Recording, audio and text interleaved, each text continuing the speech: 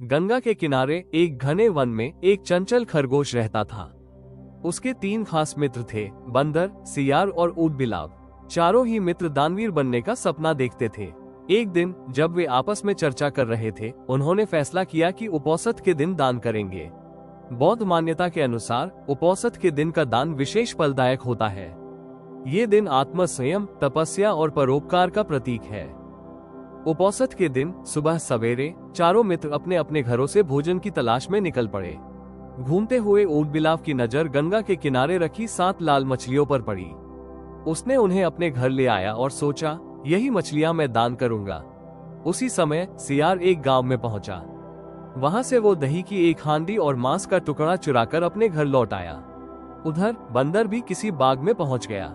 वहां उसने एक पेड़ से पके हुए आम का गुच्छा तोड़ लिया। खुश होते हुए वो घर लौटा और बोला, यही मेरा दान होगा। परंतु चौथा मित्र खरगोश परेशान था। उसने सोचा, मैं तो घास पात ही खाता हूँ, अगर इसे दान करूँ तो याचक को क्या लाभ होगा। खरगोश ने गहराई से विचार किया और आखिरकार एक साहसिक निर्णय लिया। उसने सोचा, मैं अपना पूरा शरीर ही दान कर दूंगा, ये सर्वोत्तम दान होगा। खरगोश का ये त्यागपूर्ण संकल्प ब्रह्मांड तक पहुंच गया। इस घटना ने स्वर्ग के देवता सक के आसन को कंपा दिया। सक, जिन्हें वैदिक परंपरा में इंद्र कहा जाता है, ने जब इस असाधारण घटना का कारण जाना तो वे हैरान रह गए। उन्होंने सोचा, चलो इन चारों मित्रों की दानवीरता की परीक्षा ली जाए। सकर एक सन्यासी का वेश धारण करके उन चारों के पास पहुंचे। पहले ऊदबिलाव के घर गए। उसने मछलियों को याचक के सामने रखकर कहा, महाशय कृपया इसे स्वीकार करें। सकर ने मुस्कुराते हुए मछलियां लौटा दी। फिर वे सियार के घर पहुंचे। सियार ने दही और मांस का टुकड़ा उनके सामने रख दिया, लेकिन सकर ने इसे भी ठुकरा दिया। इसके बाद वे बंदर के घर गए। बंदर ने आम का गुच्छा पेश किया, परंतु सकर ने इसे भी नहीं लिया। अंत में सकर खरगोश के पास पहुंचे। खरगोश ने पूछा, आप क्या चाहते हैं याचक? सकर ने उत्तर दिया, मुझे ऐसा दान दो जिससे मेरा भरण पोषण हो सके। खरगोश ने कुछ क्षण सोचा और कहा, मैं अपने शरीर का दान करूंगा, मेरा मांस आपके लिए पर्याप्त होगा। उसने तुरंत अंगीठी जलाने का आदेश दिया।